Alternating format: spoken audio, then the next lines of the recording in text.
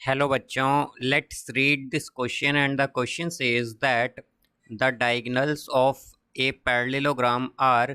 Now let's see the options. Option A equal, option B unequal, option C bisect each other and option D none of these. तो आइए इस question को यहाँ पर हम solve कर लेते हैं. इस क्वेश्चन में कहा गया है कि जो डायगोनल्स हैं पैरेललोग्राम की, वो हमें बताना है कि उनके बारे में यहाँ पर जो ऑप्शन है इनमें से कौन सा ऑप्शन करेक्ट होगा. तो यहाँ पर हम की कॉन्सेप्ट यूज़ करेंगे. Concept that in parallelogram.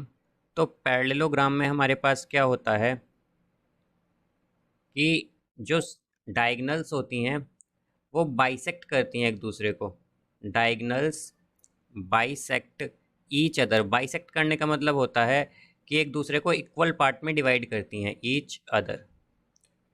तो यहाँ से हम अगर देखें कि अगर हमारे पास ये एक पैरेललोग्राम है तो यहाँ पर ये इस तरह से होगा हमारे पास. इसे हम ए बी सी डी मान लेते हैं. तो यहाँ पर एक तो डायगोनल होगी ए सी और एक होगी यहाँ पर बी डी डायगोनल हमारे पास, और ये इंटरसेक्ट करती हैं ओ पर. तो यहाँ से हम क्या कह सकते हैं कि हमारे पास ए ओ और सी ओ जो है ये इक्वल होगी. इसी तरह हमारे पास बी ओ और डी ओ भी जो हैं ये इक्वल होंगी, बिकॉज ये क्या हैं, ये डायगोनल्स यहाँ पर बाइसेक्ट करती हैं पैरेललोग्राम में. बट अगर हम बात करें यहाँ पर कि ये इक्वल होती हैं या नहीं, तो इसके लिए हमारे पास कुछ कंडीशंस में ये डायगोनल जो हैं इक्वल भी हो सकती हैं और नॉट इक्वल भी हो सकती हैं. तो हम क्या कहेंगे, डायगोनल्स डायगोनल्स ऑफ पैरेललोग्राम.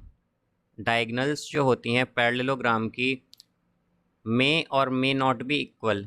मे और मे नॉट बी इक्वल. वो इक्वल हो भी सकती हैं और नहीं भी. वो इक्वल हो भी सकती हैं और नहीं भी.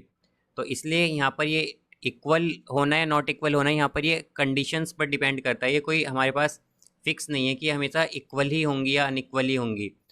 बट हमारे पास जो डायगोनल्स हैं वो एक दूसरे को बाइसेक्ट करेंगी हमेशा.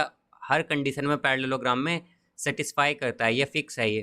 तो हम क्या कह सकते हैं कि यहाँ पर जो ऑप्शन करेक्ट होगा हमारा वो केवल ऑप्शन सी होगा, that diagonals of parallelogram bisect each other. So I hope you understood it well. Best of luck. Thank you.